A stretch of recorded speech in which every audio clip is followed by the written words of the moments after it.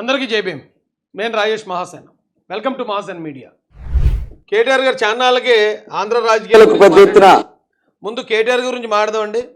చాట్లో కేటీఆర్ సంచలన వ్యాఖ్యలు చేశారు. పేదలకు పెద్ద ఎత్తున పథకాలు ఇచ్చినా జగన్ ఓడిపోవడం ఆశ్చర్యం కలిగించిందంటున్నారు కేటీఆర్.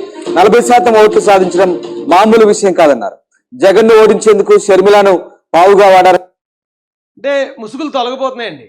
ఇప్పటి వరకు కేసీఆర్ గారు జగన్ గారి బంధం రహస్యంగా ఉండేది, రాత్రిపూట మాత్రమే ఉండేది.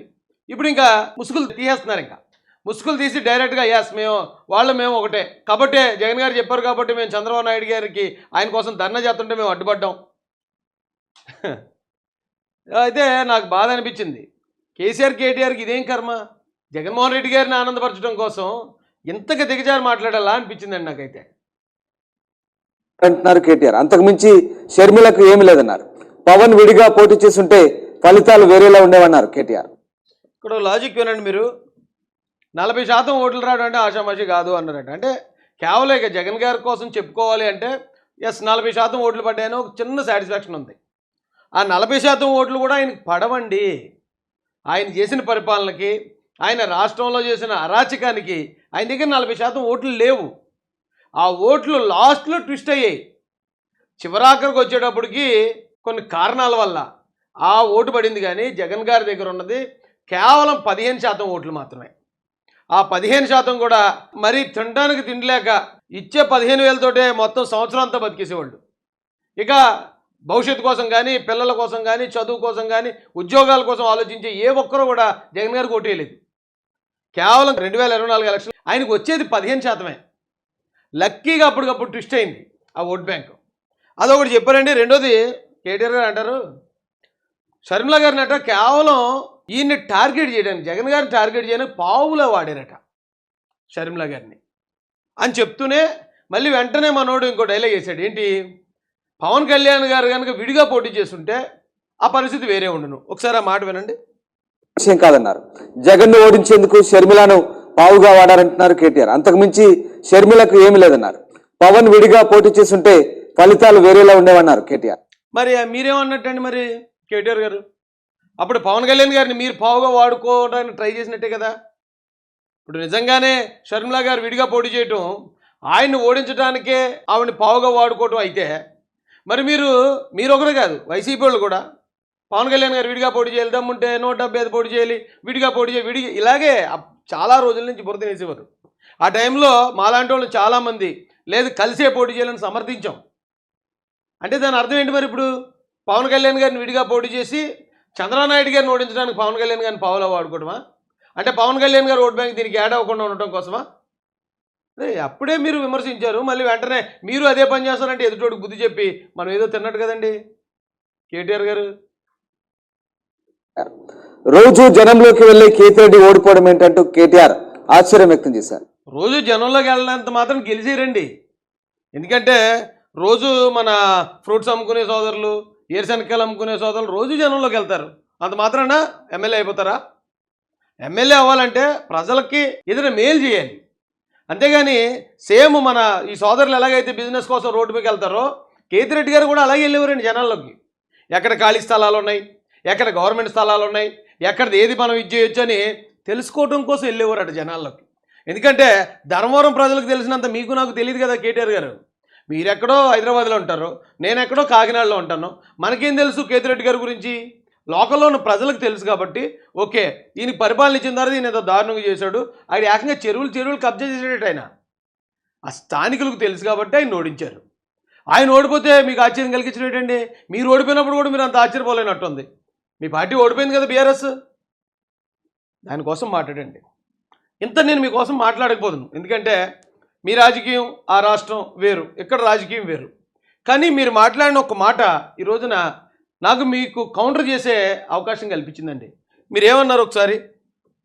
సంచులతో దొరికినోడు ముఖ్యమంత్రి అయ్యాడంటూ కేటీఆర్ వ్యాఖ్యానించారు. ఇక ప్రజలతో ఎవరండి సంచులతో దొరుకుతారు? చంద్రబాబు నాయుడు గారా? ఎక్కడ దొరికారు? దొరికితే ఎందుకు పట్టుకోలేదు? ఎందుకు ఎఫ్ఐఆర్ చేయలేదు? ఎందుకు ఆయన మీద కేసు పెట్టలేదు? చెప్పండి చాలు. నిజంగానే ఆయన సంచులతో ఓటుకు నోటు ఇచ్చేసో ఏదో మొత్తాన్ని సంథింగ్ అన్నారు కదా, ఎందుకు కేసులు పెట్టలేదు? అంటే మీరెన్ని సంచులు తీసుకున్నారు? అప్పుడు ఆ సంచులు అనేది నిజమైతే మీరు ఆయన పేరు ఎఫ్ఐఆర్లు చేర్చలేదంటే మరి మీరు సంచులు తీసుకున్నట్టే కదా. అయినా ఇంత ఘోరంగా ఎలా మాడతారు కేటీఆర్ గారు? జగన్మోహన్ రెడ్డి గారి మీద 39 కేసులు ఉన్నాయి, 11 కేసులు ఈడీ సిబిఐ కేసులు, అన్నీ కూడా అవినీతి. ఇక పలానా డబ్బులు తీసుకుని ఇక్కడ పెట్టాడు, పలానా స్థలాన్ని గవర్నమెంట్ స్థలానికి ఆయనకు అప్పగించాడు, ఆయన దగ్గరికి ఇన్ని కోట్లు తీసుకుని సాక్షులు పెట్టుకున్నాడని క్లియర్గా ఛార్జ్షీట్ లేస్తుంది. అలాంటి జగన్ గారిని మీరు సమర్థిస్తూ అసలు వెతుకుదామంటే భూతద్దం పెట్టి ఎక్కడో అవినీతి దొరకని చంద్రబాబు నాయుడు గారిని మీరు సంచులతో దొరికారని ఎంత అడ్డగోలుగా మాడుతున్నారంటే మీరు అంత ఘోరంగా ఓడిపోవడం తప్పులేదండి. అందుకే ప్రజలు మిమ్మల్ని అంత దారుణంగా ఓడించారు. లేకపోతే నేనే ఎవరైనా అడిగితే లేదు కేసీఆర్కి వెళ్తారని అనివ్వండి. ఎందుకంటే కేసీఆర్ స్ట్రాంగ్ లీడర్షిప్, కేటీఆర్ దాని కొనసాగింపు, ఖచ్చితంగా వాళ్ళు గెలుస్తారండి, జనాలకి వాళ్ళు నమ్మకం కల్పిస్తారని వారు. ఇప్పుడు మీరు జగన్ గారితో ఉన్నారని తెలిసినా కూడా అక్కడ వాస్తవం అది కాబట్టి అదే చెప్పండి. ఎందుకంటే నన్ను ఈ టీవీ నైన్లో పెట్టిన కేసులో దాదాపు 14 రోజులు 18 రోజుల్లో కండిషన్ బెయిల్ ఇచ్చారు. 18 రోజులు నేను హైదరాబాద్లో నుండి ప్రతిరోజు సైబర్ క్రైమ్ పోలీస్ స్టేషన్కి వెళ్ళి సంతకం పెట్టేవాడిని. పెడుతున్నప్పుడు అప్పుడు అడుగుతారు కదా, మరి నేను రాజకీయాల్లో ఉన్నాను కాబట్టి ఆంధ్రాలో పరిస్థితి ఎలా ఉంది, ఇక్కడ మీరు ఎవరు గెలుస్తారు అనుకుంటున్నారు అన్నప్పుడు ఆయన ఎవరు పెద్ద ఆఫీసర్ డీసీపీ గారు ఎవరు అడిగారు. నన్ను అడిగితే చెప్పాను, నేను ఆంధ్రాలో 150కి తగ్గకుండా తెలుగుదేశం పార్టీని ఎక్కుతున్నామండి, ఇక్కడ తెలంగాణకు వచ్చేటప్పుడు మాత్రం కేసీఆర్ గారు గెలుస్తారేమో అనిపిస్తుందండి, ఎందుకంటే లీడర్షిప్ స్ట్రాంగ్ లీడర్షిప్, ఇదేమో నేషనల్ పార్టీలు కాబట్టి అని మీకోసం ఫేవర్గా మాట్లాడినప్పుడు కూడా. కానీ ఎంత ఘోరంగా ఎలా మాట్లాడుతున్నారండి? ఎలా సపోర్ట్ చేస్తారు మీరు?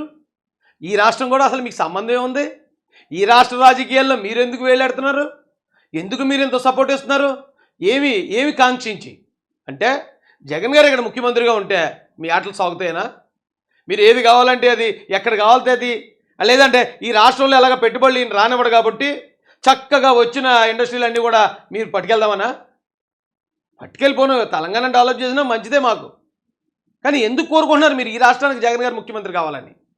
మీ రాష్ట్రం సంగతి మీరు చూసుకోవచ్చు కదా. ఏ రోజైనా చంద్రబాబు నాయుడు గారు వచ్చి ఆ రాష్ట్రానికి రేవంత్ రెడ్డి గారు సీఎం కావాలని ఎక్కడన్నా పబ్లిక్ మీలో మాట్లాడా? మాకు పని ఏంటండి? రాష్ట్రాలు విడిపోయిన తర్వాత ఎవరు రాజకీయం వాళ్ళు చూసుకుంటున్నప్పుడు మీరెందుకు వచ్చి ఇక్కడ వేలు పెడుతున్నారు? ఎందుకు ఇక్కడ అంత అడ్డగోలు సపోర్టు? ఈ భారతదేశంలోనే అక్రమాస్తుల్లో నెంబర్ 1 స్థానంలో జగన్ గారు ఉన్నారు. అవి కరెక్టా రాంగ్ అనేది ఒకే కోడి తెలుస్తుంది, ఓకే.